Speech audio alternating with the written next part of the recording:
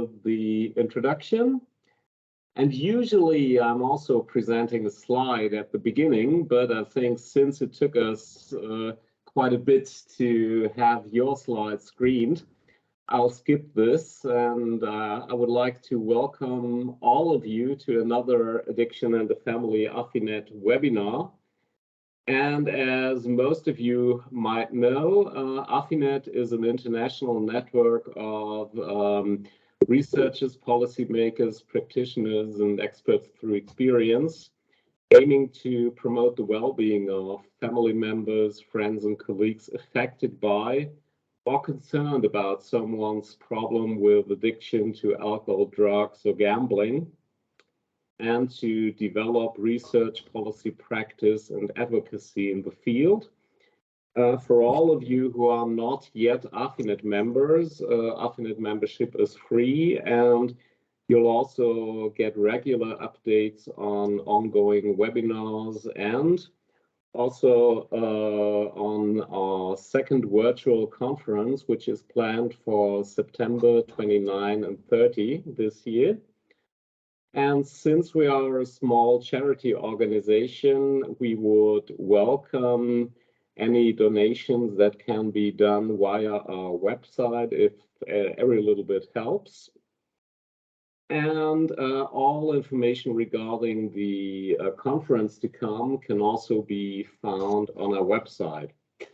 And today it's my great pleasure to welcome Toni Gual, who is a psychiatrist and emeritus researcher at the Biomedical Research Institute in Barcelona and former head of the addiction unit at Neurosciences Institute at the Hospital of the University of Barcelona.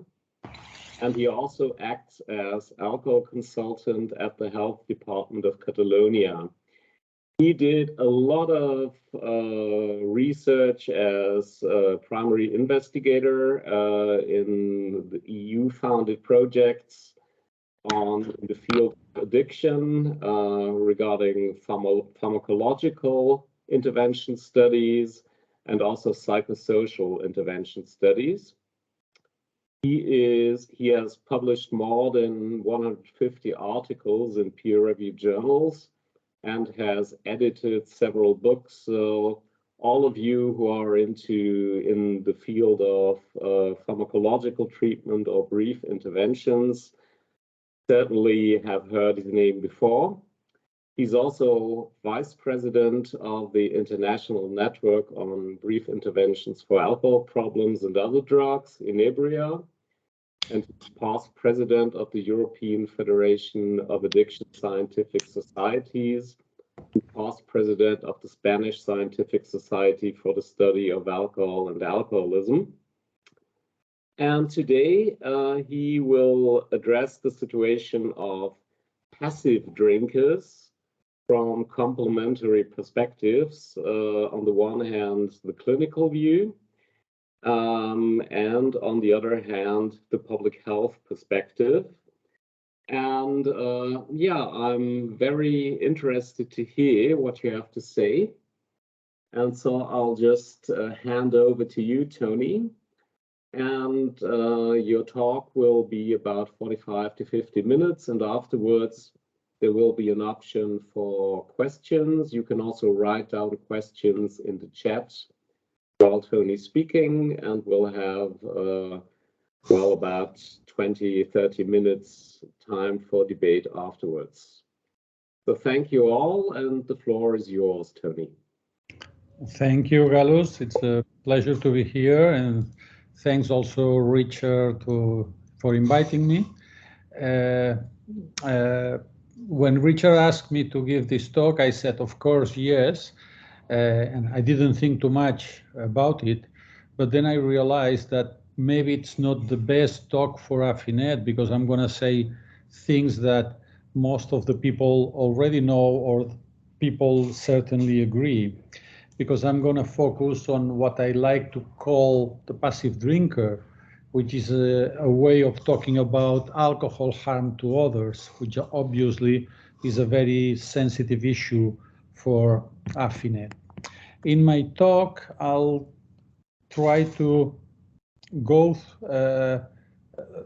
do a short reflection on tobacco and what we learned from the tobacco field. And then I will spend my first half talking about alcohol and harm to others from the general perspective and focusing a bit on vulnerable groups. And then I'll go through the clinical field where the topic of passive drinkers led me to even write a book about it, because I think it's something that in the daily practice happens very often. It's really challenging for the clinician. So if I can get the slides move, okay. How would we define passive drinkers? Well, the definition could be people who suffer the negative consequences of others drinking. And in the literature has been described also as alcohol externalities, a very economicist term, collateral damage from drinking, which looks a bit cynical if you think of the word collateral applied to the wars, and second-hand effects, which is clearly borrowed from the tobacco field. All of them are ways to mention what I will be calling passive drinkers. And let me start by talking about tobacco, because obviously the concept passive drinker comes from passive smoker. And I think we all will agree that the passive smoker has been a figure that has had a tremendous success, and that it's undisputable that it has helped a lot to move forward tobacco policy in the public health field. And this has been because the right of the passive smoker has been defended. And this brought me to this famous English statement, "My right to swing my fist ends where your nose begins." That's been clearly applied to tobacco, and very successfully. And we have to admit that we've not been capable, whatever you want to call it, to implement this philosophy in the field of alcohol. And let me share with you an irony. When you look at this statement, this statement has been attributed to very many people, including Abraham Lincoln. But when you go into depth, the first time a very similar statement was written down was by the chairman of the Prohibition National Committee of the United States, John Finch. So it's an irony that a statement that was coming from the alcohol field has not been useful at all in the alcohol field and has had tremendous success in the tobacco field, and we need to learn a lot from them. So having said that, and keeping it in mind, let me try to give you a broad perspective on alcohol and harm to others. And I like to start by a classical study. Most of you know David Nutt and his work in 2007, 2008, as Commissioner of Drugs in the UK. And he was sacked because of this article, because politicians didn't like what this article said.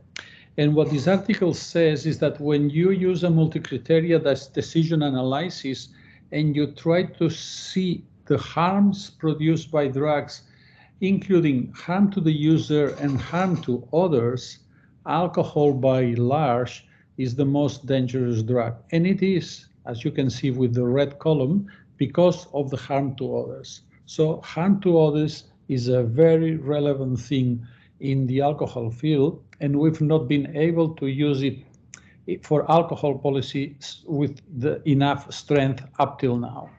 And I will try to guide you through different studies which have been performed all over the world. Starting in the UK, in the Institute of Alcohol Studies, they try to see who experiences the harm, what I will be calling ATO, and how those harms cluster. And they did this in New England, in northwest of England, and in Scotland with samples of around 1,000 people with young people from 16 or 18 years old, depending on the country. And what they found is that the prevalence of harm from another person drinking is really high. 51% in Scotland, 78% in northwest England in the past 12 months. So most, let's say most of the population, more than half of the population. And what are the commonly reported harms? Well, the most commonly reported are not the most severe ones: being harassed, afraid, or insulted in a public place, being annoyed by vomiting, urinating, or littering on the streets, or being kept awake at night. Oh, sorry. I don't know why my I can see you, and I don't know why this has happened. Let me see if I can share again my screen.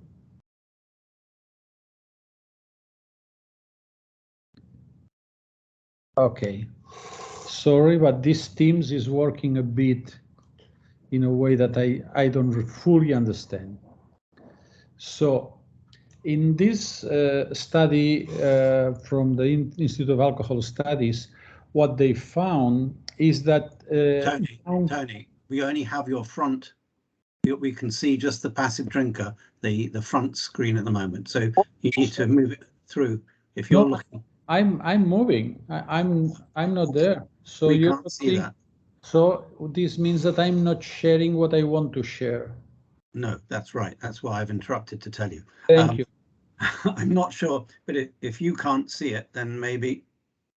Now I can see you. Can you? Yeah. So okay, so I'm trying to share again, but I don't understand.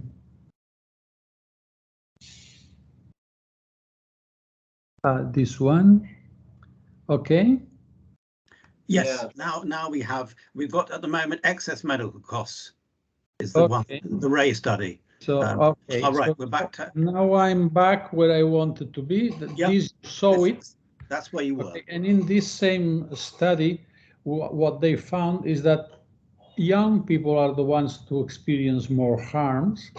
That when you experience one harm, you're quite likely to experience more than one.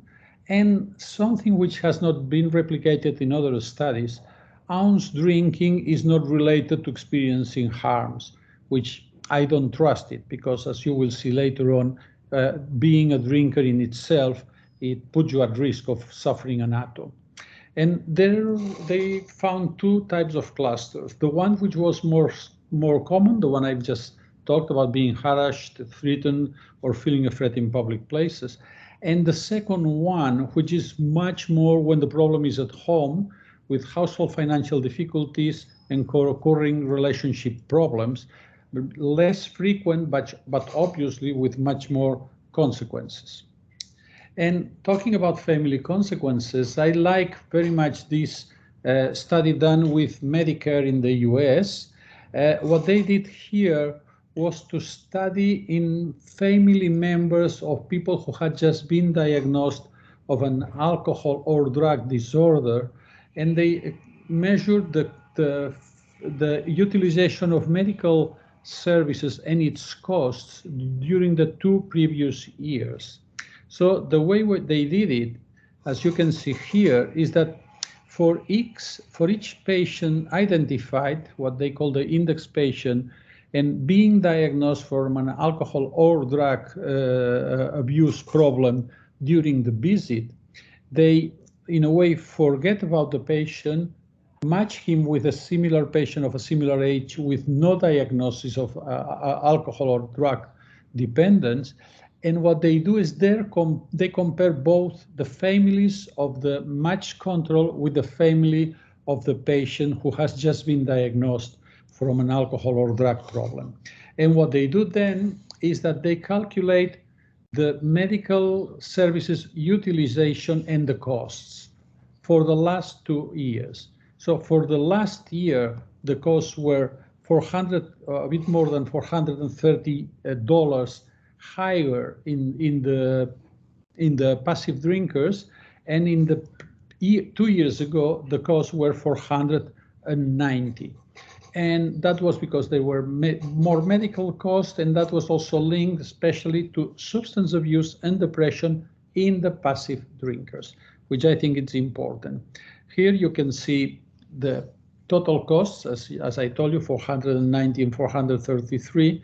And very interestingly, when you split those people by when the alcohol abuser is a man or a woman, when the patient is a woman, the costs almost double, as you can see here, both for the first year and for the second year, moving from 300 through 600, 700, showing probably the central position of females in the families and how, if they are not in good shape, this has more severe consequences than when the males are sick. This is medical use, but let's also think of a wider perspective. This is a nationwide population-based study in South Korea, looking at quality of life. And what they do here with more than 17,000 people is to measure quality of life and exposure to alcohol harm to others, to ATO. And not surprisingly, what they found is that there is a clear relationship between suffering and ATO and lower quality of life. In their final model, what they found is that for participants who had been exposed to an ATO, the quality of life measured with the EQ5D decreased by 1 point, which is quite significant. And also they found that in this group, they had higher odds ratio for pain and discomfort and for anxiety and depression. Depression is probably the most widely studied condition in passive drinkers. There are quite a lot of studies, and I'm gonna focus just in this one because it's also a representative sample of the National Alcohol Survey in the US, more than 5,000 people. And here they analyzed in the last 12 months harm from others and depression measured with the CESD-8 scale, the Center for Epidemiological Studies scale. And what they found is that there were clearly 3 alcohol harm to others aspects that were related significantly to depression and also to a similar extent to current distress, which were past 12 months family harms or marital harms, financial troubles, and vandalized property. That was the correlation very, very clear with depression. And finally, from this general perspective, I wanted to mention the relevance of the drinking location, of the context where people drink. There are several studies here, and if I want to summarize what I took from them, is that it is clear that at an individual level, the higher risk appears in frequent drinkers, in women and young people, and in less educated people, that at the local level, drinking in public places and outdoors, in bars, increases the risk. Drinking at home is somewhat a bit safer, and that at a social level, social cohesion reduces the risk of ATO, probably because of the social pressure and the social norms. Let me finish this first part by quoting Robin Room. You all know Robin and his work, extensive work in the alcohol field. And let me just share the last paragraph. These harms have substantial adverse effects on the life chances and quality of life of a large portion of the population, even though There are few people initially affected, but the impact finally is in a large proportion of the population. And as you saw in the beginning, in Scotland and in England, we had people that had suffered more than 50% the harms from alcohol. Let me now spend a few minutes in 3 vulnerable groups. We could have more groups, I'm aware of that, but I thought I wanted to restrict to those 3. The first 2 because it's obvious, and the third one because it is somewhat surprising and I would say challenging. Concerning children and adult children of alcoholics, obviously, there are several impacts. The first and most well-known is the fetal alcohol spectrum disorder. I will not deal with it here, but I would like to mention that we are now conducting a study, the first series, which focuses on fetal alcohol reduction. We will have in September a workshop in Poland that I invite you to look into the web and see if it's interesting for you. And obviously, this is a topic that is very, very relevant. The second aspect I want to mention is the psychological impact in children. This is something that needs not to be forgotten. I have taken these rules of the alcoholic home here, not to read them one after the other, but simply to show that the negative impact of alcohol in children can be really wide and needs to be taken into account. It's not something that we can dismiss. Then we know also, and there's a lot of literature on the educational consequences, the attainment of children of alcohol with parents with alcohol problems is lower. We know well that, and we also know that the people living in families with alcohol problems do suffer the financial impact, the financial consequences, which lead to harm in those families. So those are 4 different aspects I wanted to mention from children. And let me now move to women, where obviously intimate partner violence is here a main issue. But let me start by showing or sharing this study from my good friends Caroline, Jacob, and Jürgen. And I say good friends because we've been working together for a long time. In fact, here they are analyzing the results of the first standardized European alcohol survey, the SEAS. And I can tell you that now we are analyzing the second survey, which is somewhat is a bit different and a bit bigger in 29 jurisdictions. Here we have almost 30,000 people.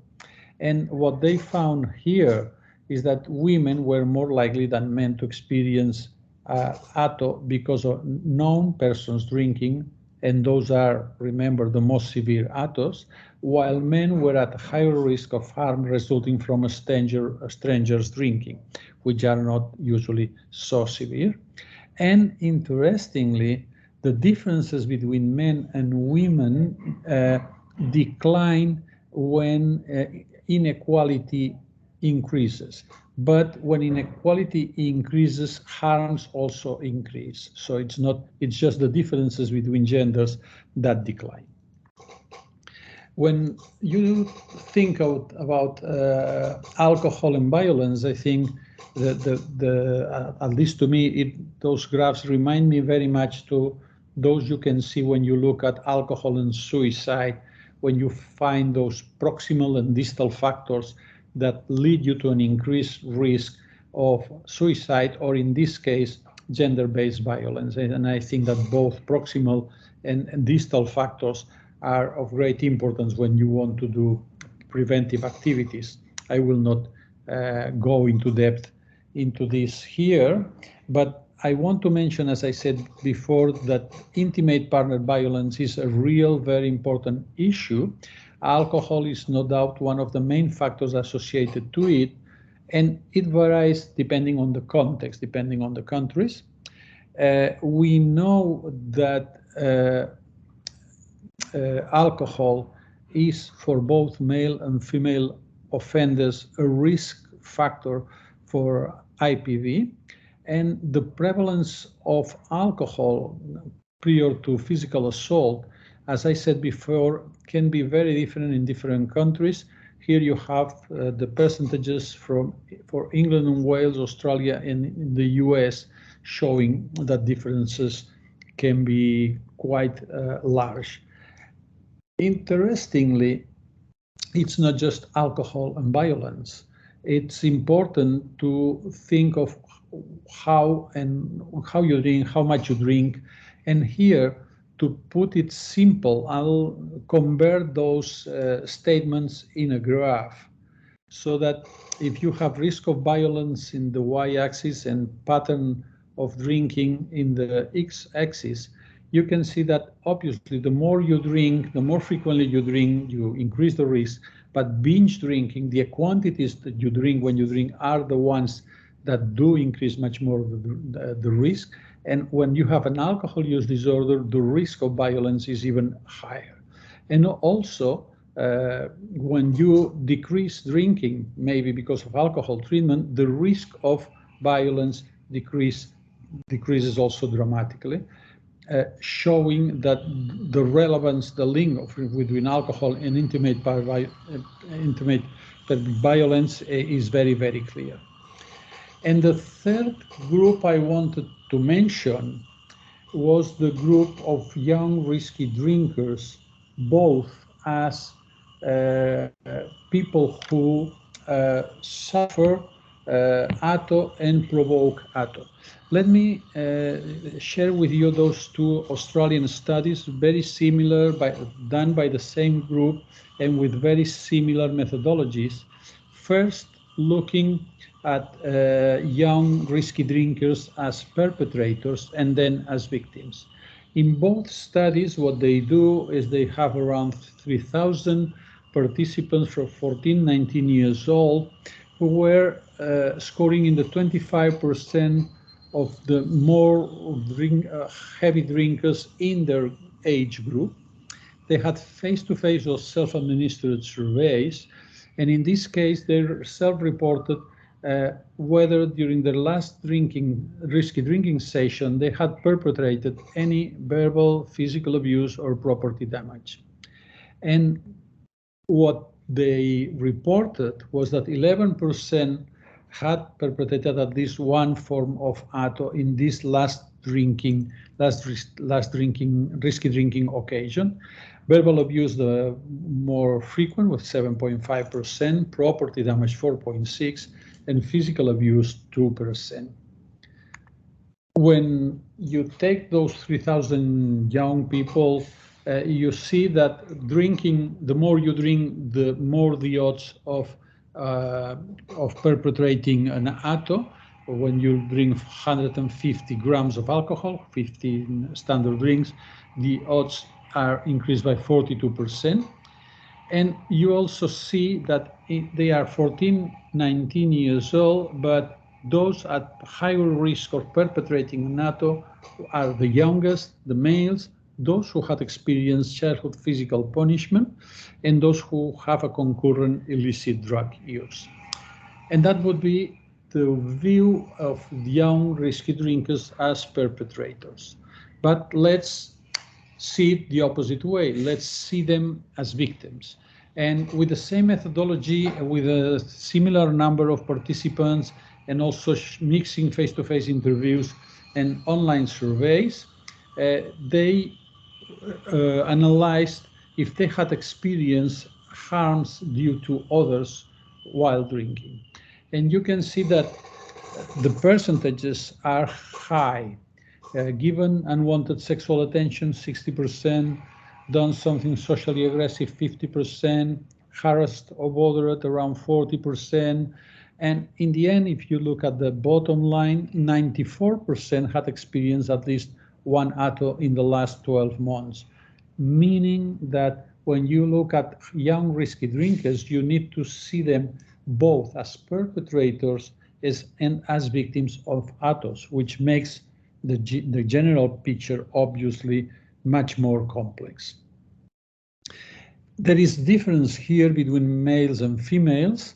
Females are more likely to experience harms characterized by fear and harassment, while males were more likely to experience harms characterized by aggression, which is something relevant from the preventive perspective. And with this, I would like to end this first part, this more public health part, and move to the second part, which would be the clinical part. As I told you, in fact, that I started working with this due to the clinical part, and it gave me so much worry that I even wrote a book, which is the only book I've written in my life directed to the patients, because I have a few papers and books for scientists, but that was my first attempt to reach the general population, or my patients, in fact. And the passive drinker in Spanish is el bebedor pasivo, which is what you see here.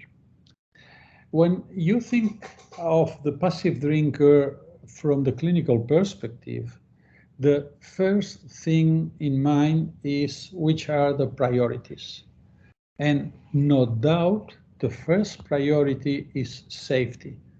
We know that the family members of people with alcohol and drug problems are at a higher risk of suffering harms, so safety must be our primary goal.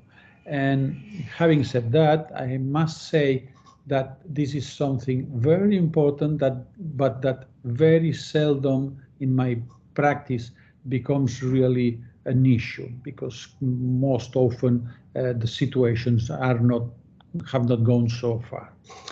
Then the second thing which is important is to decide who has the priority, the passive drinker or the patient, the drinker or the passive drinker.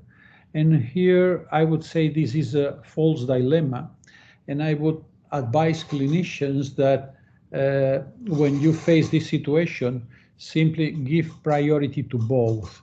This is doable, and I think by no way giving priority to the one means giving less priority to the other. You need to hold them together in order to maximize the possibilities of success. In clinical practice, when you face the situation of a passive drinker, it can lead you to very different scenarios depending on who the passive drinker is. Obviously, when you are working with a pregnant woman, it's very different than when you work with a woman who has a couple of small children, or when adolescents enter into play. When the spouse, the partner comes into play, this is the most common situation I face in the clinic, and it's completely different, obviously. Sometimes are the parents, sometimes the grandparents, and sometimes a colleague or a friend.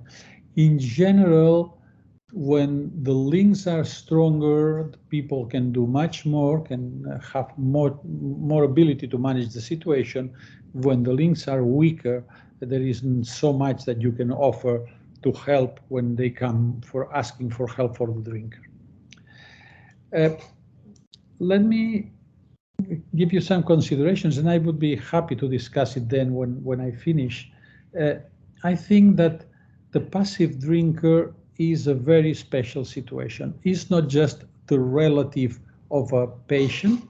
He needs to be treated as a person who is under a very high distressing situation, and that's why I try to call him a quasi-patient, because he does not come as a patient quite often, but you need to keep in mind that he is almost a patient. You also need to take into account the key relevance of the passive drinker for the clinical evolution of the drinker, for the good and for the bad. And obviously the scenario is very, very different if the passive drinker comes alone or comes with the drinker. And if he comes alone, sometimes they come because they want to help the drinker or they want to manage the situation, but sometimes they come without, just because they feel bad. They don't even think that the drinker is influencing their clinical situation. So let's reflect a bit on what's the dilemmas that are facing the passive drinkers when they come to the clinical setting. I have placed here those 4 areas that create tension because on one hand, the passive drinker wants to help the drinker quite often, but also wants to take care of her whole family, wants things, and that's something that we need to emphasize, that she has the right, or he has the right, to live life in accordance with his goals and values, and also he has to respect the right of the drinker to choose whether he wants or does not want to change his lifestyle. So those 4 situations are in the mind of the passive drinker when they come to visit me, and to help you put into tune all those things and how to harmonize in a way that they can deal with those somewhat contradictory emotions is a basic element for 1, increasing their well-being, and 2, increasing the chances that they can help the drinker to start making changes in their life. As I said, quite often the drinker comes alone, and when the drinker comes alone, the first thing is assessing risks, both for him and for the drinker. For him, we're talking about mostly physical damage, and for the drinker, we can talk about, for example, risk of suicide that may be there sometimes. Immediately, you need to help the passive drinker to clarify goals. Wants to help the drinker, wants to help himself.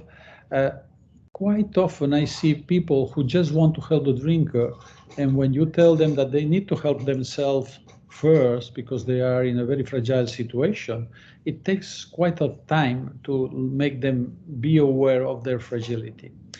Also, it's not just fragility, it's the strength of the family member is always very, very important to be identified and put into the table so that they can recognize it and evoke it. Also, in this initial situation, information is key, and there are several areas that need to be addressed. First, presenting addiction as a disease, which immediately leads to the guilty feelings, who is guilty, and here helping the passive drinker to see that nobody is guilty and that everybody is a victim of the situation is a way to overcome this barrier. Second, generating a long-term perspective. Sometimes they come wanting to have immediate solutions, and showing them that this is a long process is usually very helpful. Third, a reinforcement strategy, and by this I mean that traditional tendencies to say you have to make them, you have to confront the drinker, we know they do not work, and instead establishing alliances with them and taking advantage of the good moments is much more useful. And also helping them to select the moments where they have to talk and when they do not have to talk with the drinker is something that they appreciate very much. Finally, it's also useful for those passive drinkers which are overwhelmed by the situation to help them focus on an immediate goal, which is how can we work in a way that the drinker can accept to come to the clinic and talk with a professional. This usually helps them to put their efforts in a nice way. But as I said, sometimes the passive drinker comes because he feels depressed and is unaware of his condition of passive drinker. In this situation, they present usually with anxiety, depressive, or somatic symptoms. They know that their relative is drinking too much, but they don't think this is impacting on them because they are used to it. And they don't even think that the drinker's problem is a medical and treatable one. So in those cases, the journey is a bit longer, and it is essential to help this passive drinker to understand in which situation they are, because they didn't even consider it before they came to the clinic. And this is also happens quite often in my case, when the drinker and the passive drinker come together, as I said before, we need to treat the passive drinker as a quasi-patient. And in this situation, it is very important to be able to distinguish what's going on in this relationship. And here I would focus in mostly when the passive drinker is the partner of the drinker. Is he or she willing to help? Is the drinker receptive? Because sometimes the drinker is not going to be receptive. Which are the tensions in the relationship? Which are the unmet emotional needs of the passive drinker?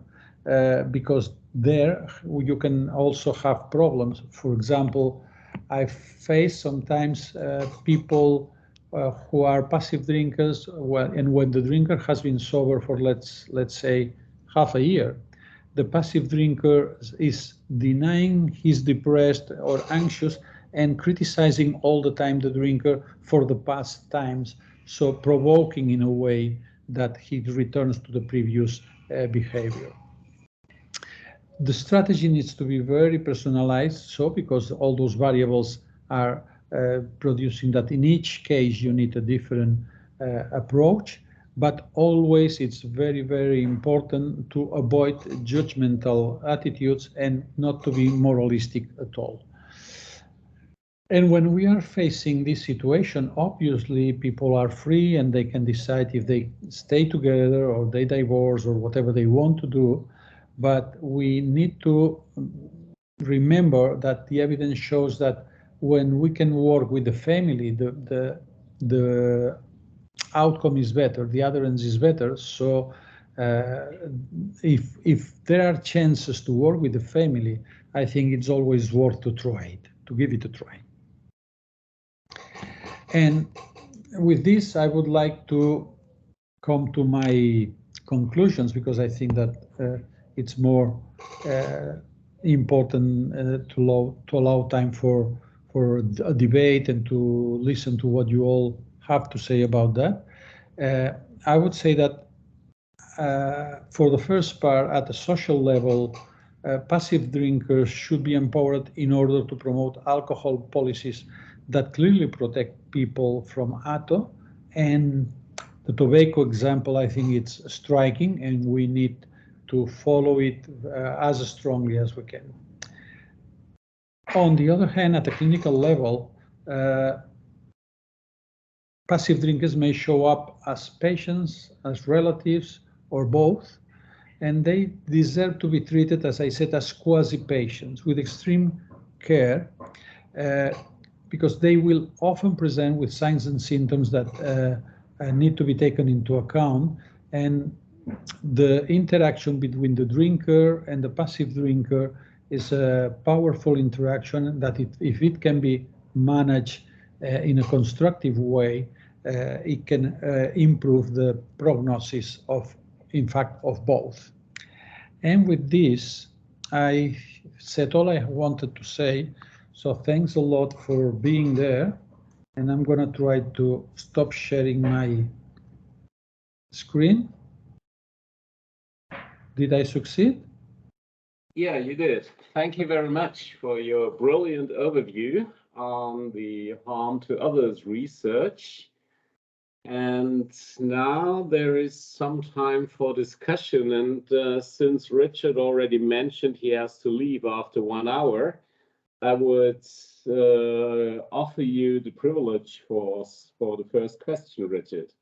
That's very kind of you. Thank you. And in fact, I will be leaving in about 5 minutes. So even if you haven't finished the answer, Toni, I'll still be leaving. But the first thing is say thank you so much, Toni. That was an absolutely fantastic overview, both of the research, but also of the clinical dilemmas. and it was exactly what I wanted you to do. So I'm really delighted that you did it. And thank you for translating all of your slides into English as well.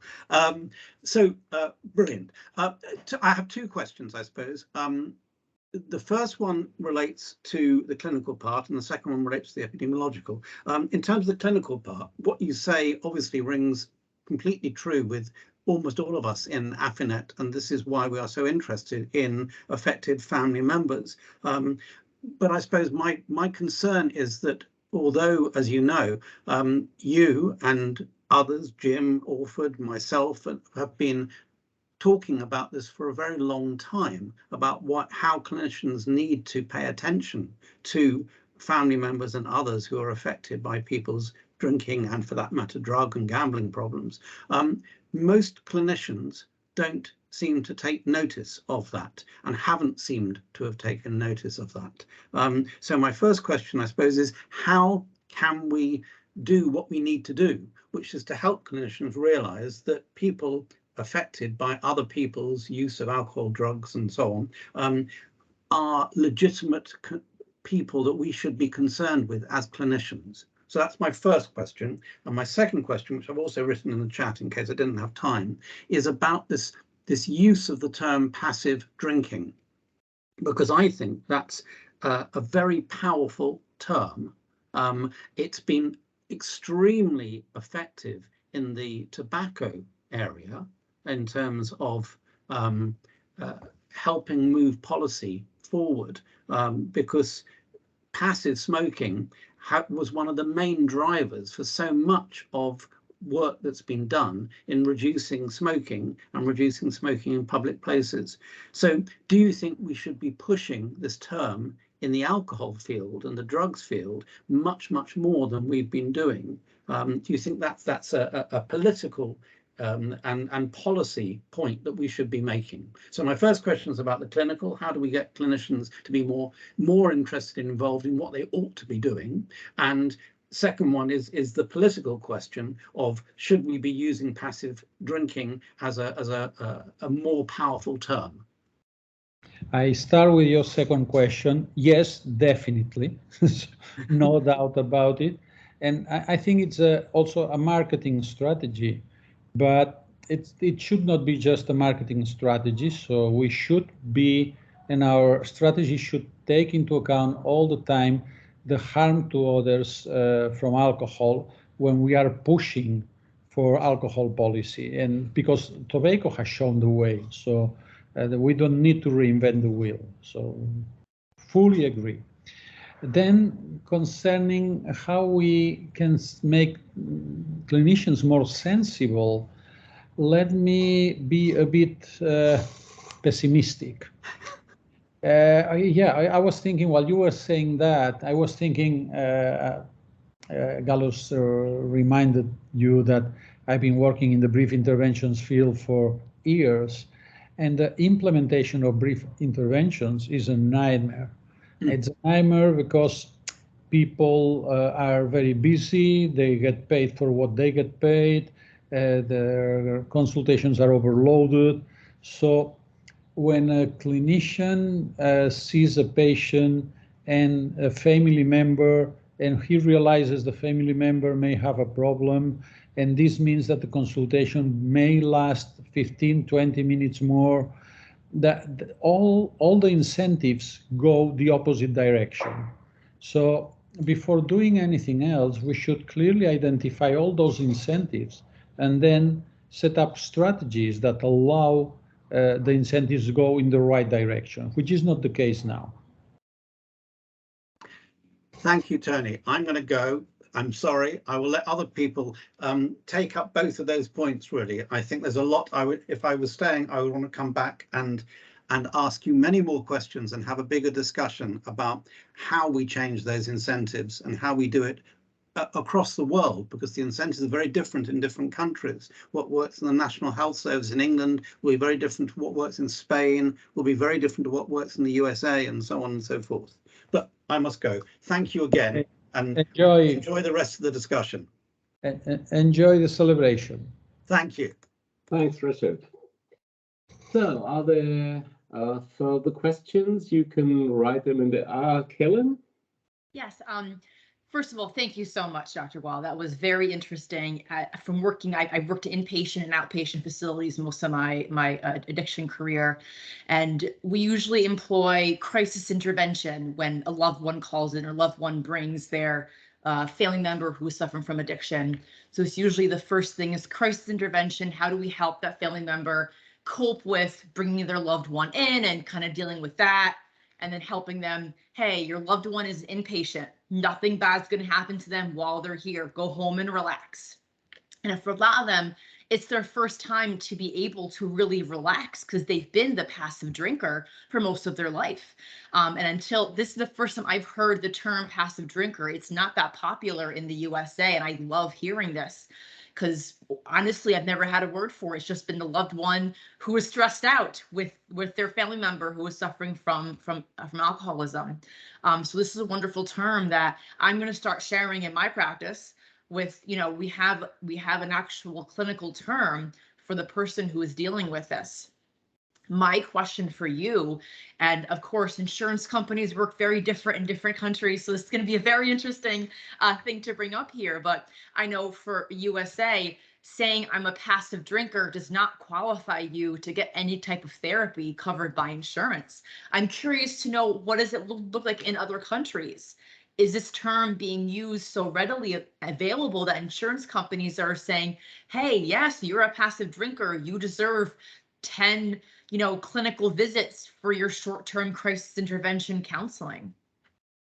Yeah, that's again, that's the incentives, and the incentives tend not to work in the right direction. There are ways to go through them, let's say, relatively easily, because PTSD is a diagnosis that you will be able to use in quite a lot of those passive drinkers. But it's not the only thing, because quite often this passive drinker is reluctant to admit he has this situation where he or she needs help. So handling, that's why I say I use this term quasi-patient, because when you see them because of the drinker, they are in this ambiguous situation that creates lots of problems in how you manage it. In fact, I found myself quite often prescribing antidepressants to the partners of people with alcohol problems, and after a while they are very, very grateful for that. But the truth is that I may be doing this, prescribing a medication to a person who came to my office as the partner, as the relative of my patient. So it's even from the legal perspective, it may be ambiguous, no? Thank you. That makes sense. Absolutely. Okay, since I do not see any raised hands, I also would like to. Jim offered before me.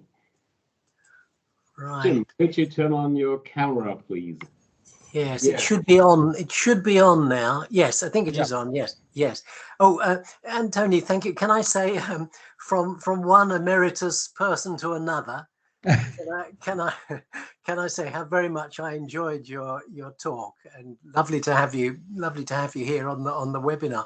I mean, I'm also very interested in this idea of passive drinking, because I've had some discussions with Richard and others in the past about it, and I was also always very skeptical about it, because in the case of smoking, I thought it had a very specific meaning, and I thought it had been successful in the smoking area because simply that people who are in the presence of other smokers are likely actually to absorb toxic fumes from the smokers, whereas the way you're using it in relation to drinking is obviously a much broader concept, equivalent to harm to others, and it's not been used, certainly in England and the UK. it's not been used, as far as I know, in relation to drinking or drug use or other forms of addiction. So what I'm really interested to know whether you've had success in Catalonia, in Spain, on getting other people to adopt the concept of passive drinking, and also what your patients think about it. I mean, what do both the focal patients, the ones who are doing the drinking, and their relatives, the ones you want to call passive drinkers, what do they think about it? Do they kind of think, well, this slightly mad sort of doctor has got this idea, and okay, we'll go along with him, or do they embrace the concept and really see how very useful it is for them personally? From the general perspective, I just started using this concept about 1.5 years ago publicly. I had been working it with, but the first time I used it publicly was about 1 year ago. So I hope it's going to make its way at least in Spain, but it's too soon to give an idea of the impact it may have. I do think and as I said before, I would certainly push for the use of the passive drinker concept when we face any alcohol policy, because everybody can understand that if I smoke, the person next to me is smoking, but also everybody understands that if I'm driving and I have a crash, the person sitting next to me also has a crash. And there are lots of examples, very powerful examples, that we are not using enough. So that's something I think we should reflect on that. And let me say that it's our fault. We have not used this to our advantage. And concerning the patients, I can tell you that most of the family members, so the passive drinkers, when I explain them this concept, they feel relief. They like it. They understand their situation. It gives them a frame where they can understand what is doable from their side and what's not doable from their side. Both in terms of rights and in terms of actions. Yeah. Oh, thank you very much. You've certainly made me rethink the idea. I mean, you make a very powerful case, I think, for the idea. So I'm certainly going to look at it very seriously again. Thank you very much. Well, thanks. Okay, since there are no hands right now, I think I'll jump in because it perfectly suits with the question Jim has just asked, because I personally am also a bit skeptical regarding the concept of passive drinking, and I think this has got to do with some rather methodological aspects, and I'd like to hear your point of view around that. First of all, I think that the results on the public health level usually don't merge very well with what we see on the clinical level, because as you pointed out, in many studies, own drinking habits are powerfully linked with experiencing harm to others. While on the clinical level, we usually mainly confronted with people who have got strong attachments to people who suffer from dependence, and I think that this is something rather different. And also, if you look at the literature on harm to others, then you can see that, well, the clinical impact it has is more or less inconclusive, because there are some studies showing some effects on quality of life or depression, others don't. Of course, it also depends upon the prevalences you have. I mean, if you got 80% people experiencing harm due to alcohol, then of course it's rather unlikely that you have got strong clinical effects. But I just wonder, as you are also, one fear I have could be that if we just make a single link to amount of drinking, then probably we might neglect effects of, first of all, attachment and also effects of dependence.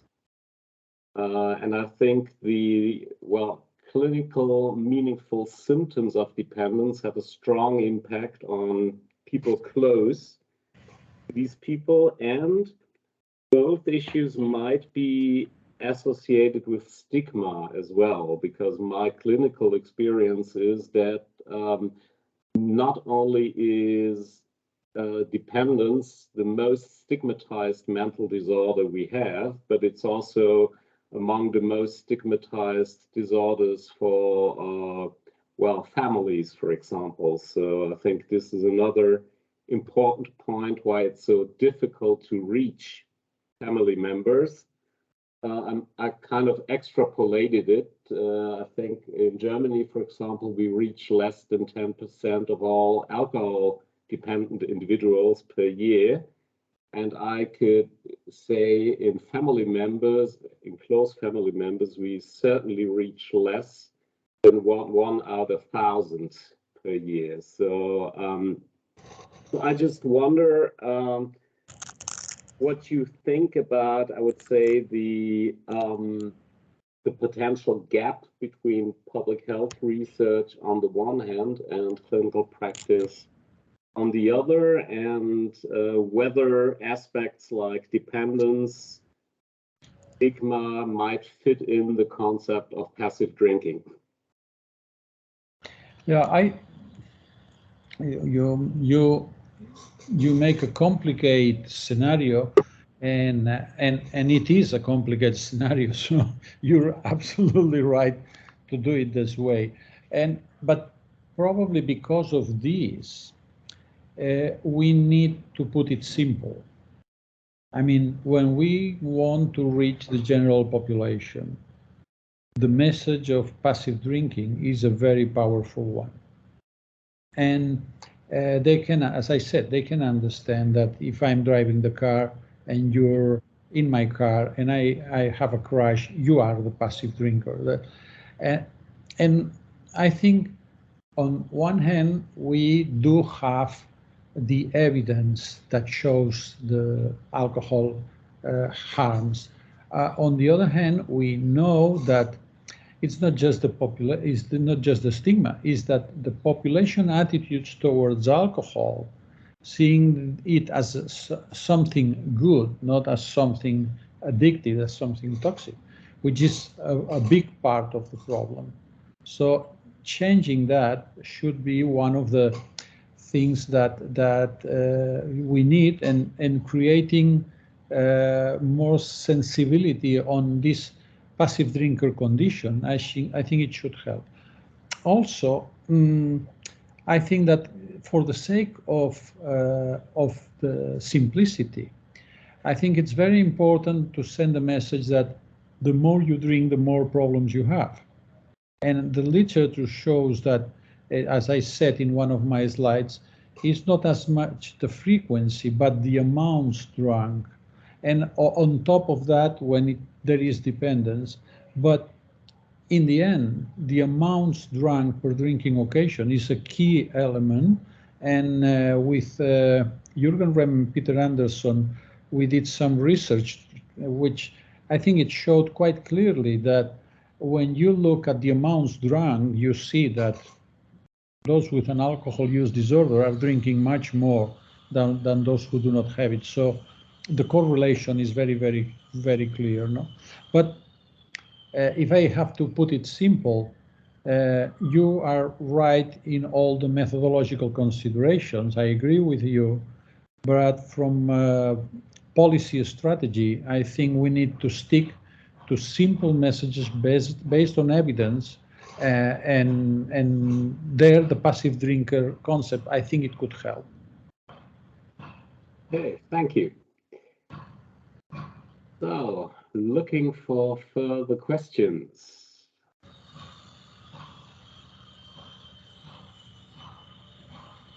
Everyone is still thinking, or probably you've been so convincing with your talk. There is one other question from AFINet.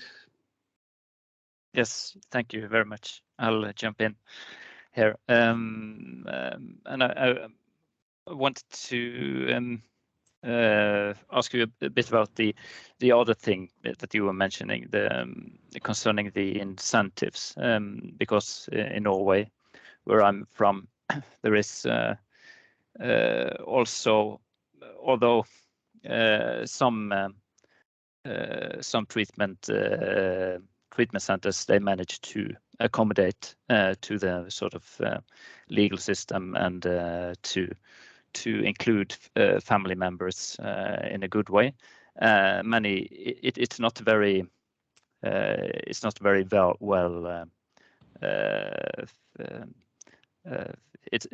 very well created to incentivize, as you say, to include them in the treatment. And so, for example, the possibility to start with the concerned significant other, and later including the one that has the alcohol problem or the drug problem, is difficult in our system too. And for doctors, medical doctors, they have an incentive system that says if you have this sort of meeting, you get less paid from the state than if you have single consultations, of which you could have 4 in the time you have one family meeting, right? So what I was wondering is, do you have experience or examples of where you have managed to change the system of incentives, or some part of it, or do you have any suggestions where you would recommend to start if one should try to change this? Yeah, I said I was pessimistic, and the reason is that I think it's very difficult to set the right incentives. It's not just a question of money, it's also a question of structure. For example, if I am in an addiction center and I find a passive drinker who has PTSD, I should refer this person to the mental health center, not keep it in the addiction center, which is absolutely crazy. And that would be just one of the examples. And incentives do play a role. I remember we did a brief intervention study a while ago, the Odin study, where we introduced financial incentives. And financial incentives drive us. So if they are used in the right way, they produce what you want to produce. When you stop them, things go back to normal, which is the problem. No? And our systems usually do not facilitate that the people who are passive drinkers may either ask for help for them or ask advice on how to help the drinker. So I keep on being pessimistic, and sorry for not offering solutions. But would you think that because I see the problem, and the problem is sort of the patient rights which people get in Norway is centered around the individual, right? So there has to be one individual that has this right, and also the treatment is based on the diagnosis. So but would you think that sort of this term passive drinking could be used as some sort of what do you call it, a lure, or something?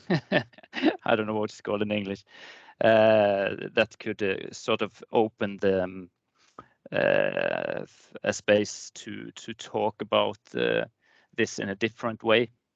Yeah, I mean, maybe what you say makes perfect sense.